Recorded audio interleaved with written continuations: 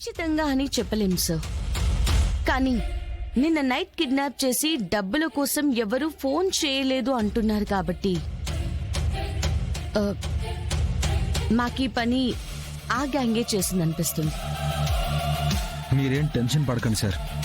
ఇన్ని రోజులు వాళ్ళు చేసిన ఏ కిడ్నాప్కి సాక్ష్యం లేదు కాబట్టి వాళ్ళు తప్పించుకొని తిరుగుతున్నారు. కానీ ఇప్పుడు అలా కాదు, మనకి ప్రకాష్ ఉన్నాడు. మేము స్పాట్కి వెళ్ళి ఎంక్వైరీ మొదలు పెడతాము. మీరు ప్లీజ్ ధైర్యంగా ఉండండి. ఓకే అమ్మా, నా కొడుకుని సేఫ్గా ఇంటికి తీసుకురండి చాలు, ప్లీజ్ అమ్మా. Will try our level best sir. Prakash, నువ్వు కూడా మాతో పాటు రావాల్సి ఉంటుంది. Okay madam. Ramya ma'am, missing case enquiry నువ్వు కూడా రా. Okay ma'am. జై హింద్ సార్. జై హింద్. పద.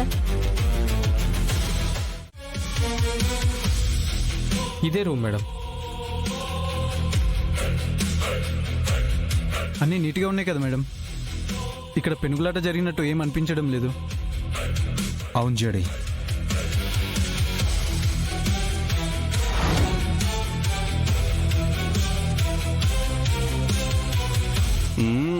రూమ్ బానే ఉంది.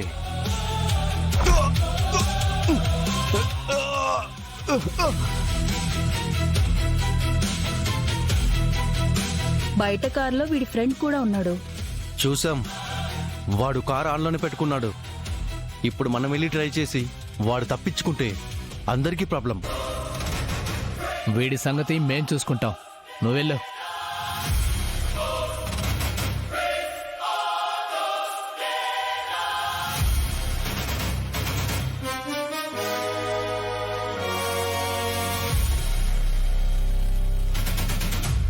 జడి జడి, నాకు తెలిసి ఆ అమ్మాయి కృష్ణని తీసుకుని ఇక్కడికి వచ్చినట్టు లేదు.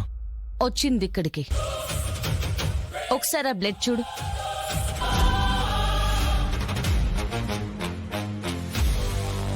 కిరణ్, మేడం, ఈ బ్లడ్ శాంపిల్స్ తీసుకుని DNA టెస్ట్ కి పంపించు. ఖచ్చితంగా కృష్ణకి మ్యాచ్ అవుతుంది. అంటే కృష్ణని ఆ అమ్మాయి ఒక్కతే కిడ్నాప్ చేయలేదన్నమాట. లేదు కేడి,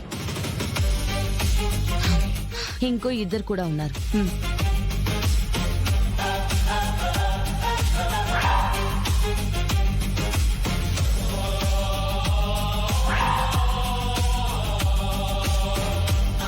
నా గెస్ కరెక్ట్ అయితే సిటీలో అమ్మాయి లాంటి అమ్మాయిల్ని కిడ్నాప్ చేస్తున్న వాళ్ళే ఈ పని చేసి ఉండాలి. కృష్ణకి ఏం కాదు కదా మేడం? నైటే అంకుల్కి జరిగింది చెప్పుండాల్సిందే. అసలు వాడు డ్రైవింగ్కి వెళ్దామని చెప్పినప్పుడు నేనొద్దని చెప్పుంటే ఇదంతా జరిగేది కాదు మేడం. ప్రకాష్, జరిగిన దాంట్లో నీ తప్పేం లేదు. నువ్వేం బాధపడకు. అండ్ కృష్ణ కూడా ఏం కాదు. నువ్వు ఇంటికి వెళ్ళు. ఏదైనా అవసరం ఉంటే నేను పిలుస్తాను. ఓకే, సరే మేడం.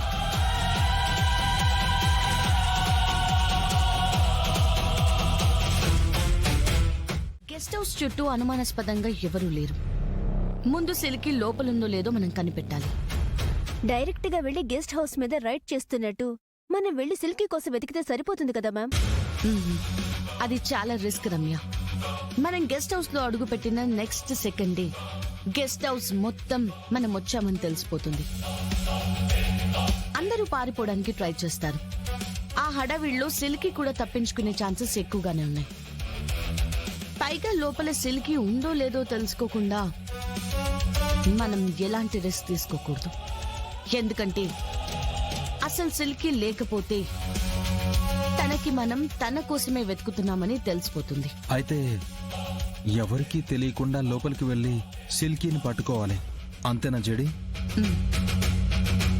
కానీ ఇలా వెళ్తే రిసెప్షన్ దగ్గరే మనం ఎవరో వాళ్ళకి తెలిసిపోతుంది కదా మ్యామ్? మనం ఇలా వెళ్తే తెలిసిపోతుంది, కానీ కస్టమర్స్ లా వెళ్తే తెలియదు కదా రమ్య. మీరు కస్టమర్స్ గా ఎలా వెళ్ళగలరు జడి? మేం కాదు కేడి. మీరు కాక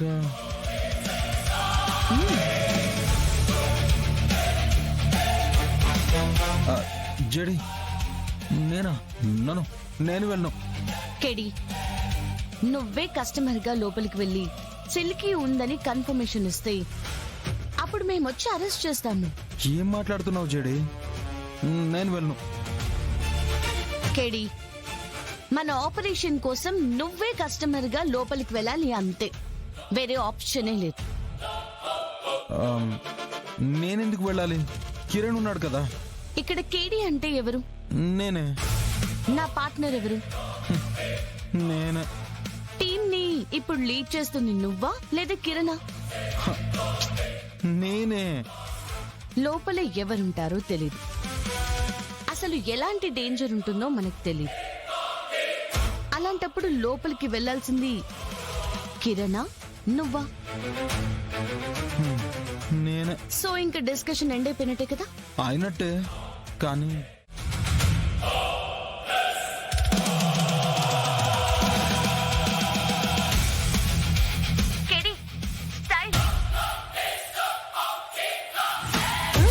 ఓకే వెళ్ళు.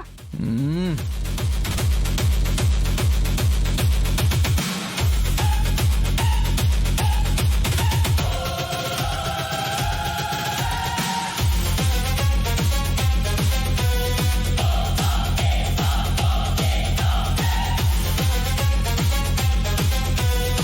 చెప్పండి సార్.